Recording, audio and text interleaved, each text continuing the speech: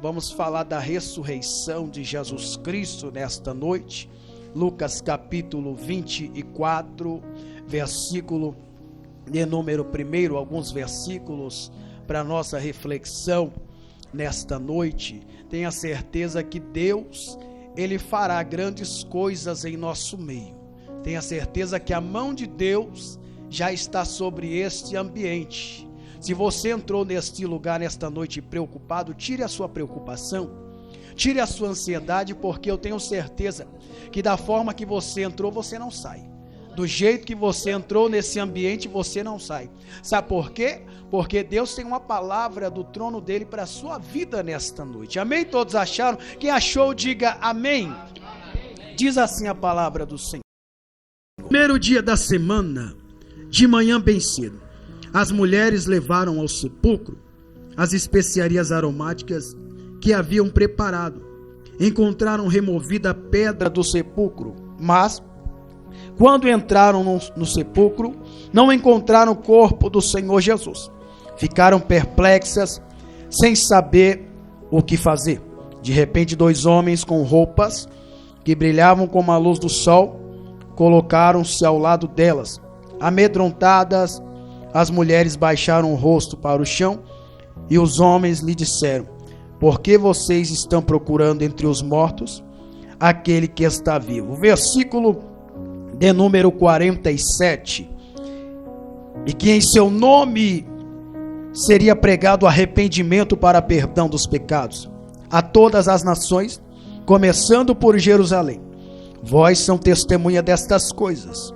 Eu lhes envio a promessa do meu Pai. Ficai na cidade de Jerusalém, até que do alto sejais revestido de poder. Amém? Você que está de pé, se assenta e aplauda o Senhor nesta noite. Bendito seja o nome do Senhor. Glória a Deus. Queridos, esse texto de Lucas capítulo de número 24 é um texto bastante conhecido. Creio que os irmãos aqui que estudam na escola bíblica dominical já ouviram falar acerca desse texto, acerca desta passagem, quando Jesus ele ressuscitou. Mas eu quero voltar um pouquinho lá atrás, no capítulo de número 3, versículo de número 1 do Evangelho segundo escreveu Mateus. O texto vai narrar acerca de um homem por nome de João Batista, que esse homem vivia no deserto da Judéia, e esse homem ele pregava acerca do arrependimento, e muitos que estavam ali, que ouviam a mensagem que João Batista trazia, e até João para ir até o Rio Jordão para ser batizado. Interessante que o texto vai dizer que João, uma certa feita, ele diz: eu vos batizo com água para arrependimento dos vossos pecados, mas após mim vem um que é mais poderoso do que eu não sou digno de carregar as suas sandálias. Ele vos batizará com o Espírito Santo e com fogo. João estava dando testemunho acerca de Jesus, que era o seu primo. Enquanto João Batista vai falando acerca de Jesus, no versículo de número 13 do capítulo 3 de Mateus, Jesus aparece para João, e Jesus vai ter com João e pede para que João levasse ele até o Rio Jordão para que ele fosse batizado. E João indagou dizendo: Senhor, eu quem preciso ser batizado por ti, e o Senhor vem até mim? Jesus disse: João, me batiza, para que hoje se cumpra tudo que está escrito ao meu respeito. O texto vai dizer que quando João ele leva Jesus até o Rio Jordão, Jesus é batizado. Quando Jesus sai das águas, Jesus vê o Espírito Santo pousando sobre ele na forma de uma pomba. O texto vai dizer que o céu se abriu e ouviu-se uma voz que dizia: eis aí o meu filho amado, a quem eu tanto amo. Nada mais, nada menos do que Deus dando testemunho do seu próprio filho, falando acerca de Jesus. E no texto, no capítulo 4, Jesus, quando ele estava jejuando 40 dias e 40 noites, o texto vai dizer que Jesus é levado pelo Espírito ao deserto para ser tentado pelo diabo, porque Jesus teve fome. O diabo se apresentou para Jesus e disse: se tu és o filho de Deus, transforma essas pedras em pães. A resposta de Jesus para ele foi: nem só de pão viverá o homem, mas de toda a palavra que sai da boca de Deus. Escute para depois você glorificar. O texto vai dizer que por algumas vezes o diabo se apresenta para Jesus oferecendo algo para ele, mas o diabo estava oferecendo aquilo que não era dele. Só que quando Jesus resiste às tentações, o texto vai dizer que o diabo se retira e os anjos vieram e serviram a ele. Aí o texto vai dizer que depois que Jesus fica sabendo que João Batista, no capítulo 4, versículo 12, foi preso, aí Jesus inicia o seu ministério. Jesus com 30 anos de idade, Jesus aparece, Jesus começa a pregar, Jesus começa a entrar em alguns lugares, Jesus começa a entrar em alguns ambientes, e Jesus começa a curar algumas pessoas que estavam cometidas de enfermidade.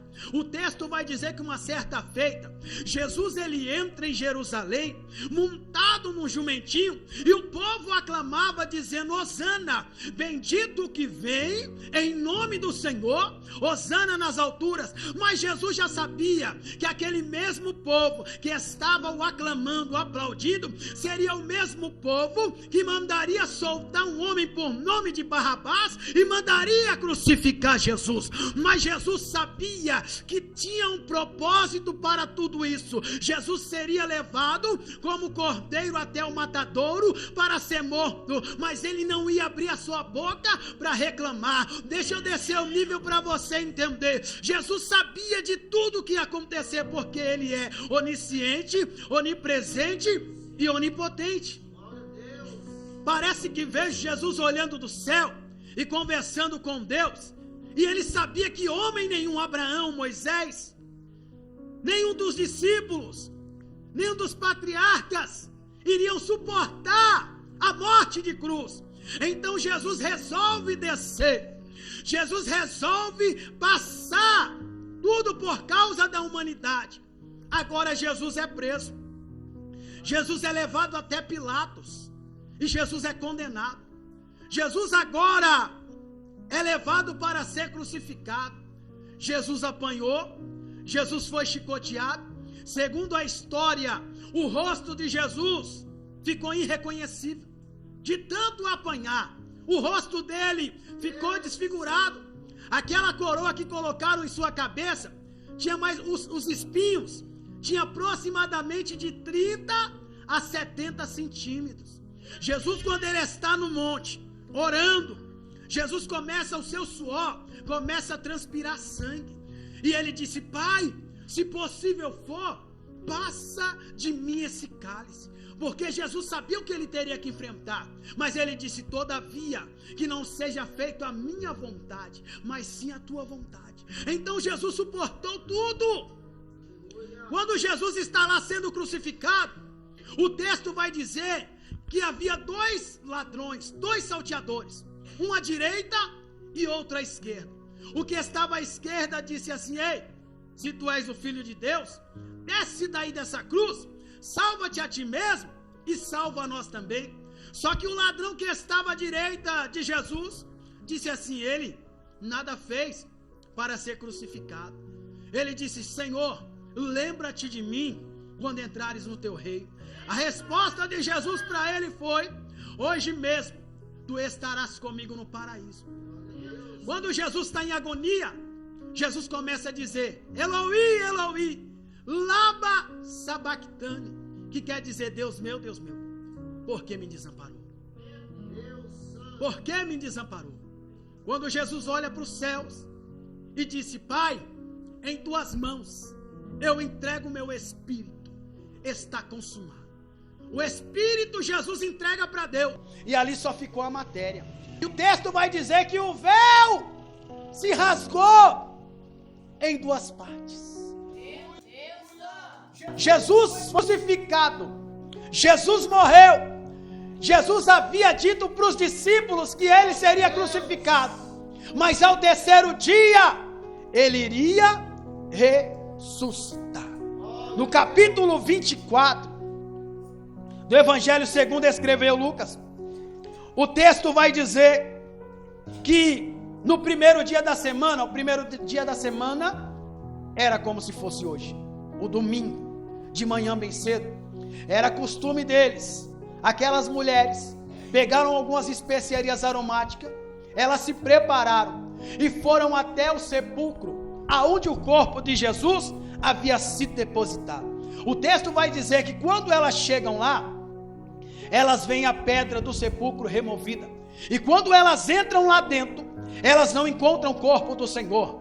E quando elas estão ali, dois homens com roupas que brilhavam como a luz do sol se puseram diante delas, e elas ficaram amedrontadas. E a resposta deles para elas foi: por que vocês estão procurando entre os mortos aquele que está vivo? Ele não está aqui, ele já ressuscitou. Aí agora eles começam a citar o texto que Jesus havia dito que ele seria crucificado, mas no terceiro dia ele ressuscitaria. O texto vai dizer que elas voltam para a casa onde estava Pedro, Tiago e João, os 11 discípulos e alguns mais que estavam ali. E quando elas dão a notícia para eles, eles achavam que elas estavam delirando. Só que Pedro se levanta e Pedro vai até onde elas tinham ido. Quando Pedro chega no sepulcro ou na sepultura, Pedro vê a pedra removida. Pedro dá uma baixada. Quando Pedro vai lá olhar, Pedro não vê o corpo de Jesus. Pedro só encontra os lençóis de linho enrolado, aonde o corpo de Jesus havia sido enrolado. Então Pedro volta para casa. O texto vai dizer que Jesus agora aparece para dois homens, dois discípulos no caminho de Emaús. E quando aqueles homens estavam comentando acerca da crucificação, acerca da ressurreição, Jesus para no meio deles e Jesus começa a observar a conversa daqueles dois homens. Só que os seus olhos impediam eles de reconhecer que era Jesus que estava ali. E Jesus agora começa a ver a tristeza no rosto daqueles homens. E o texto vai dizer que um deles, chamado Cleopas, disse assim: tu és aqui um peregrino em Jerusalém? Será que tu não sabe o que foi que aconteceu? Mataram Jesus, o nosso mestre. Ele era profeta, ele era varão perfeito diante de Deus e de todos os homens. Hoje já é o terceiro dia e nós achávamos que era ele que viria para redimir o pecado do povo de Jerusalém. Ele foi crucificado. E Jesus começa a citar as escrituras, que assim como estava escrito na lei de Moisés, nos salmos e nos profetas, que o Filho do Homem seria crucificado, mas ao terceiro dia ele ressuscitaria. Aqueles dois discípulos não entenderam e eles vão caminhando com Jesus. Quando eles vão chegando perto da casa onde eles habitavam, o texto vai dizer que Jesus fez menção em passar adiante deles. Só que eles constrangeram Jesus dizendo: ei, fica conosco aqui essa noite, porque o dia já está se declinando. O texto vai dizer que Jesus ele entra dentro da casa. Jesus pega o pão, Jesus parte o pão, Jesus dá graça ao Pai. E o texto vai dizer que quando Jesus faz isso, os olhos dele se abriram. E Jesus se retira daquele ambiente. E eles começaram a dizer: por que no caminho, quando ele falava conosco, não ardeu em nosso coração? Só que Jesus saiu daquele ambiente. Só que novamente eles estão reunidos. E Jesus sauda eles, dizendo assim: paz seja convosco. E eles ficaram espantados. Aí Jesus disse assim: ei, por que sobe tais pensamentos em vossos corações? Será que vocês não sabem que um espírito não tem carne e nem ossos, como vocês estão vendo que eu tenho? Traga algo aqui que eu possa comer. O texto vai dizer que eles trouxeram um peixe assado e deram para Jesus. Só que a alegria deles era tanto que eles não estavam entendendo que era Jesus que estava ali. Aí Jesus, pastor, começa a mostrar para eles os sinais, nas mãos, nos pés, sinais da crucificação. Aí Jesus começa a citar as escrituras para eles novamente. E quando Jesus vai citando o texto para eles, o texto vai dizer que o entendimento deles começa a se abrir. Deixa eu descer o nível para você entender.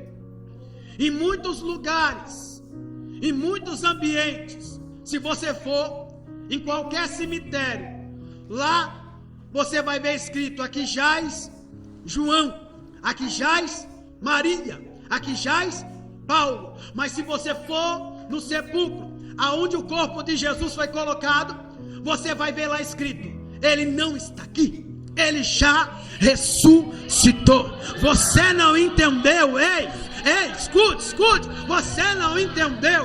Jesus não está mais crucificado, Jesus não está mais pendurado numa cruz, Jesus não usa mais uma coroa de espinho, mas agora ele é Rei dos Reis, Senhor dos Senhores. Ele está sentado num trono de glória e ele está de pé nessa noite, vendo a minha e a tua adoração neste lugar.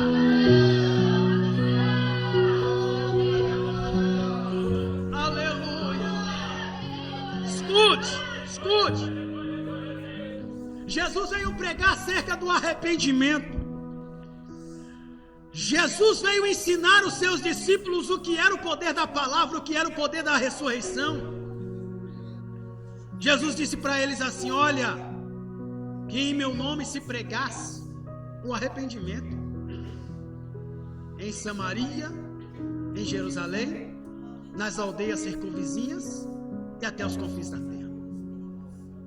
Eis que eu envio a promessa do meu Pai, mas ficai na cidade de Jerusalém, até que do alto vocês possam ser revestidos de poder.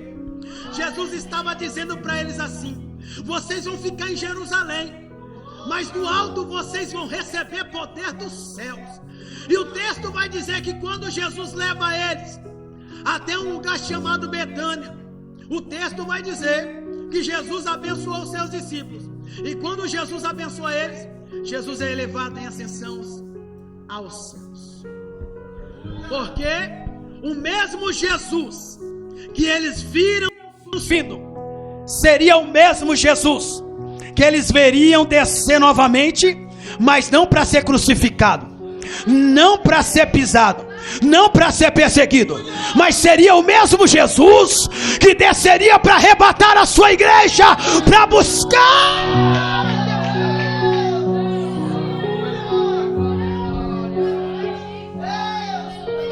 Escute, talvez você entrou nesse ambiente e talvez alguém te disse para você desistir, para você parar, para você não prosseguir mais, porque o teu problema não tem mais solução.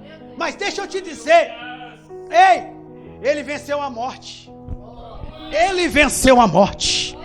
Ele venceu a morte na hora da crucificação.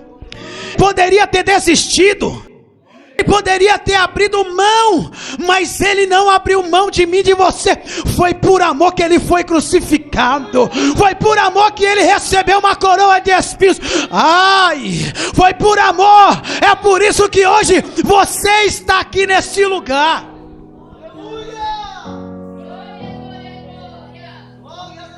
Ei, escute. Quando Jesus é elevado em ascensão aos céus, os discípulos voltam para Jerusalém adorando, porque eles sabiam que a promessa havia se cumprido, que aquilo que ele disse, que ao terceiro dia ressuscitaria, estava se cumprindo na vida dos seus discípulos. Só que Jesus tinha algo muito mais além para eles. Por isso que Jesus disse: ficai na cidade de Jerusalém, até que do alto vocês possam ser revestidos de poder. Jerusalém seria um lugar de refúgio para eles. Jerusalém seria um lugar aonde eles iriam se preparar, porque Pedro negou Jesus por 3 vezes.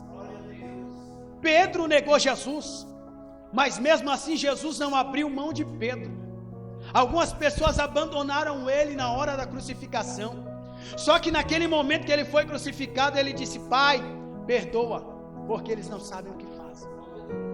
Então Jesus, ele pede ao Pai, ele roga ao Pai para que o Pai perdoasse aquele povo, porque aquele povo não sabia o que estava fazendo.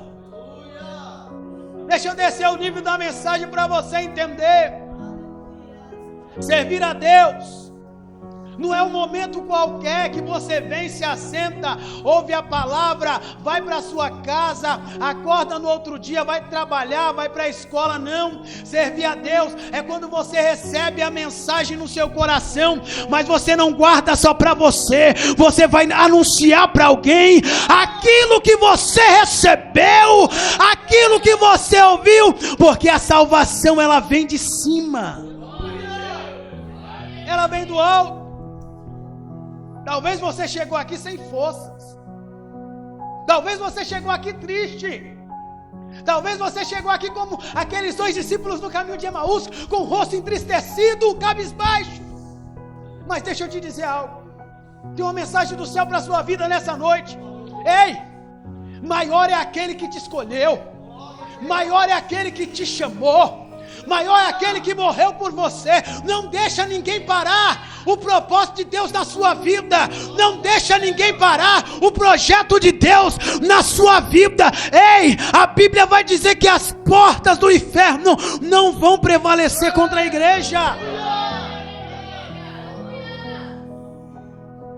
Talvez você pensou até em desistir.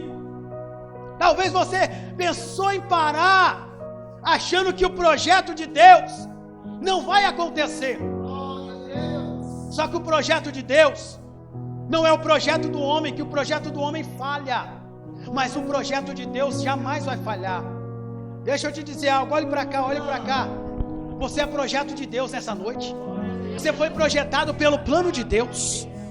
Você foi escolhido pelo propósito de Deus. Quando você estava no ventre da sua mãe, na barriga da sua mãe, Deus já tinha arquitetado um projeto acerca da sua vida. Deus te trouxe aqui nessa noite para marcar a sua história.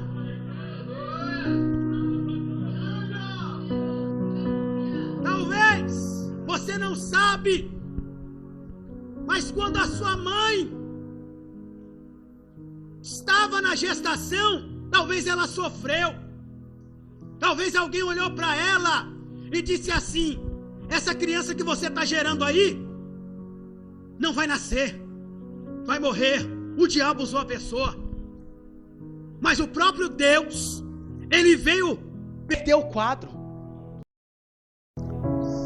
e disse: do ventre dela vai sair alguém que vai revolucionar a muita pessoa. Do ventre dela vai sair alguém que vai pegar a minha palavra. Vai sair alguém que vai ser um profeta, uma profetisa, um sacerdote. Dentro da minha casa, do ventre dela vai nascer alguém que vai abrir a boca para adorar o Eterno, e cadeias vão se quebrar, cadeias vão se romper.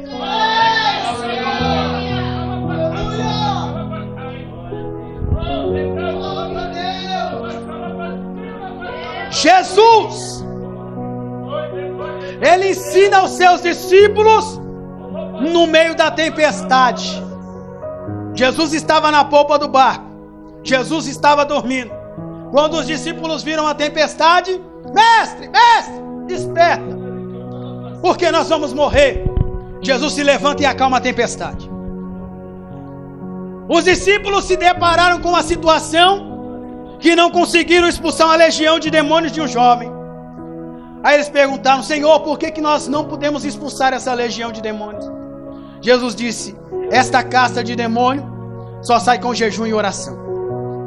Então os discípulos estavam sendo preparados para uma etapa muito longa, para algo muito maior, que iria se cumprir lá no capítulo de número 2, versículo de número 1 de Atos dos Apóstolos, que foi escrito por Lucas, que no dia de Pentecostes, que Pentecostes quer dizer festa da colheita, 50 dias após a Páscoa. A Bíblia vai dizer que eles estavam todos reunidos no mesmo lugar, no mesmo ambiente. De repente, eles ouviram um som como de um vento veemente e impetuoso que encheu toda a casa, e foram vistas por eles línguas repartidas como de fogo, e pousou sobre cada um deles, e todos foram cheios do Espírito Santo e começaram a falar na língua que o Espírito Santo os capacitava. Interessante que não era a língua dos céus, era a língua do país em que eles próprios eram nascidos.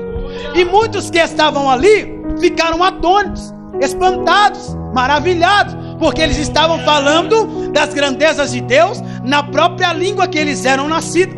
Mas outros que estavam ali diziam, zombando: eles estão bêbados, eles estão cheios de vinho. Pedro se levanta com os 11 e começa a advertir aquele povo, dizendo: olha, esse povo não está embriagado como vocês estão pensando, ainda são 9 horas da manhã.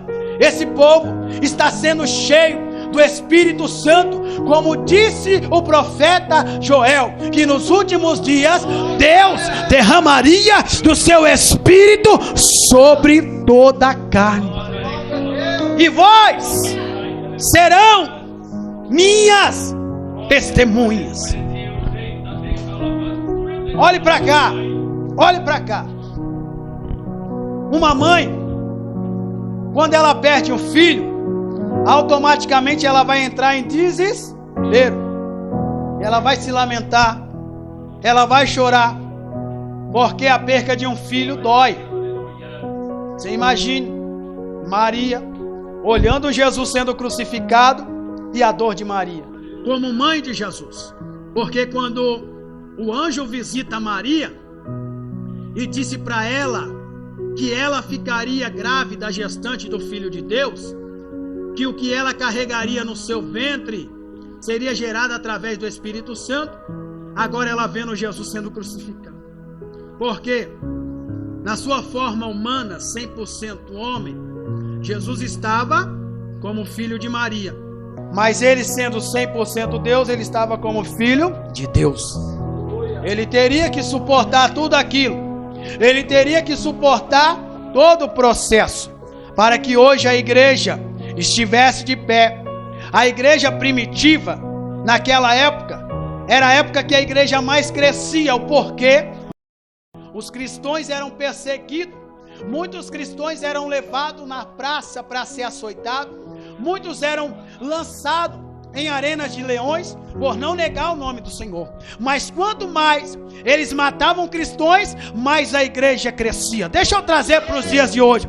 Talvez o diabo arquitetou um projeto, um plano contra a igreja de Deus, dizendo que a igreja de Deus vai acabar, dizendo que o povo de Deus vai acabar. Mas deixa eu dizer, eu tenho um recado do céu para Satanás nessa noite, que o dono da igreja não é o homem, o dono da igreja é o Senhor Jesus. E se ele é o dono da igreja, a igreja ainda vai continuar de pé. Ei! Nós não devemos temer a perseguição, nós não devemos temer as blasfêmias, porque o dono da igreja está no controle de tudo. O dono da igreja só está observando. Ai daquele que se levanta contra a igreja do eterno. É melhor se levantar contra um exército inteiro do que se levantar contra a menina dos olhos de Deus. Porque a igreja do Senhor, ela é preciosa para Ele. Ei, entenda nessa noite, você não é qualquer um, você não é qualquer pessoa, você não está aqui nessa noite por mera coincidência, porque o pastor te chamou. Você está aqui nessa noite porque Deus arquitetou um projeto para a sua casa, para a sua vida, e o teu nome está escrito no livro da vida. O nome da sua família também vai estar escrito no livro da vida. Sabe por quê? Ele morreu, mas ele ressuscitou, e ele está no meio de nós nessa noite.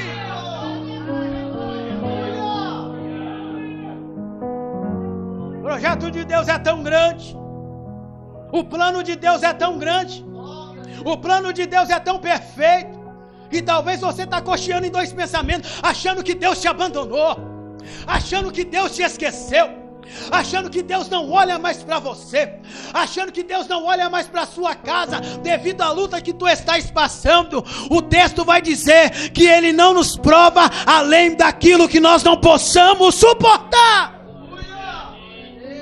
Então suporta o processo, suporta a dor, suporta, porque o que há de vir virá e não tardará.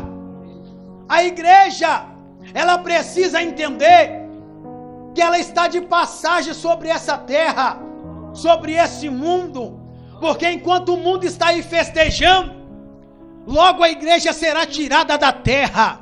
O mundo vai estar em caos, o mundo vai estar em tribulação, mas a igreja vai estar triunfando com Cristo lá na glória. Então não saia da posição, não saia da porta, não deixe o chamado de Deus por nada.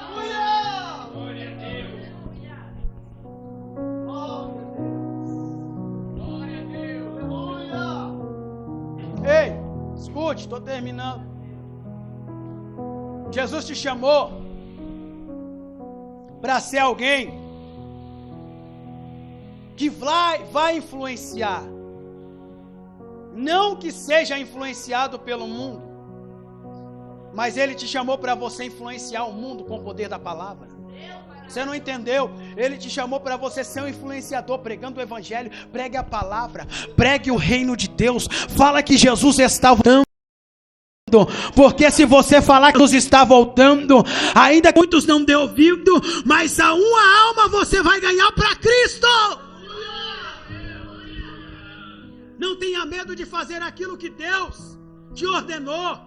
Pregue a palavra para os seus amigos da escola, pregue a palavra para os seus colegas de trabalho, mas pregue o evangelho, pregue aquilo que Jesus quer que você pregue.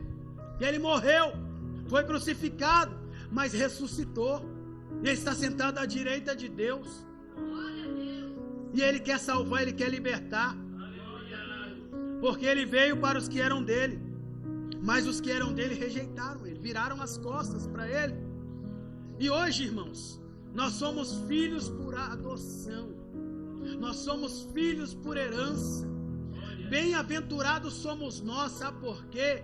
Porque mesmo que você passe sofrimento aqui nesse mundo, nessa terra, tenha certeza que lá em cima não vai haver mais nada disso. Lá em cima você não vai sofrer, lá em cima você não vai ter angústia, lá em cima você não vai ter dor, lá em cima não vai haver morte. Lá em cima a Bíblia vai dizer que Deus enxugará dos nossos olhos todas as lágrimas. Aqui você chora, aqui você suplica, mas lá em cima não vai haver mais nada disso.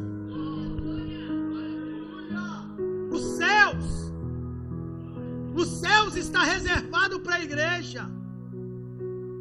Os céus está reservado para a igreja de Deus, para a noiva do Cordeiro.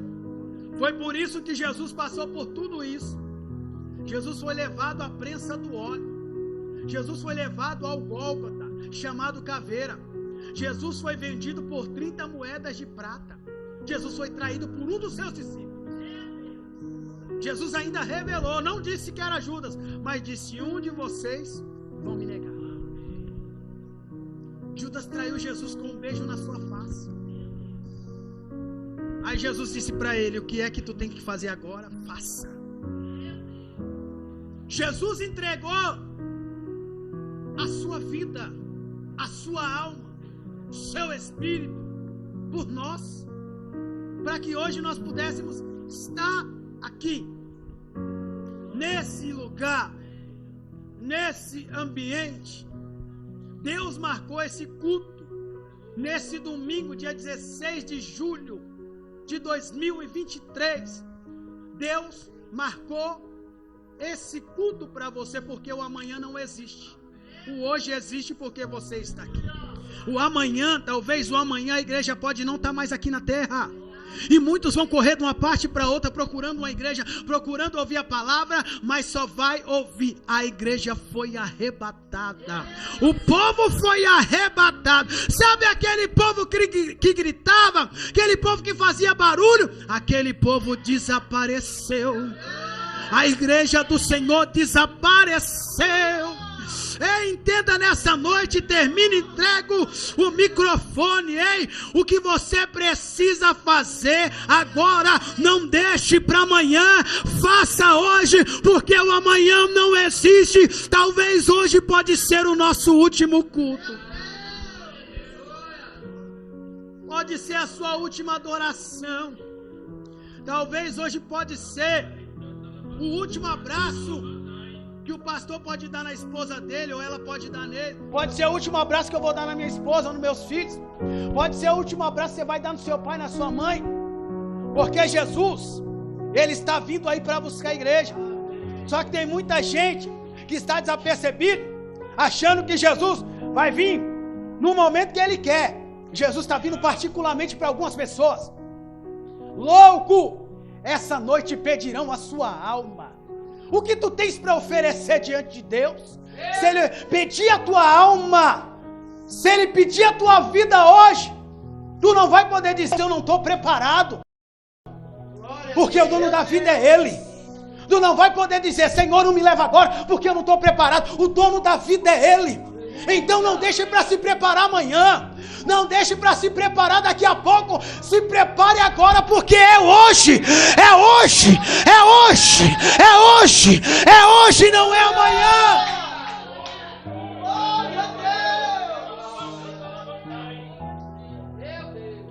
Se você precisa reatar a aliança com Cristo, reate a aliança hoje, não deixa para amanhã não. Ah, Senhor, mas eu andei saindo um pouquinho da direção. Volte para casa. Volta. Lembra do filho pródigo? Pegou parte dos seus bens, gastou tudo. Só que quando ele caiu em si, ele se arrependeu. E ele voltou para onde? Para a casa do pai. O pai poderia muito bem rejeitar. Só que quando ele chega lá, o pai o abraça. O pai coloca um anel no seu dedo, traz vestes novas para ele. O pai mata um bezerro cevado e faz uma grande festa, porque o filho que estava morto reviveu. E ele abraça o seu filho. Ele abraçou o seu filho. Eu vou entregar o microfone agora, mas eu quero perguntar nessa noite, como de costume, se tem alguém em nosso meio nessa noite que precisa fazer uma aliança com Cristo, que precisa receber Jesus como Salvador da sua alma. Nessa noite, como eu disse, não deixe para amanhã, porque o amanhã não existe. Aleluia! Existe hoje, o presente. O futuro pertence a Ele. Tem alguém nessa noite para Jesus? Tem alguém para receber Jesus como Salvador da sua vida? Tem alguém? A senhora não quer receber Jesus hoje? A senhora de óculos? Já? Amém. Deus abençoe sua vida. Amém. Irmãos, eu quero agradecer por essa oportunidade. Que Deus abençoe e bate palma bem forte para Jesus. Aleluia! Glórias a Deus.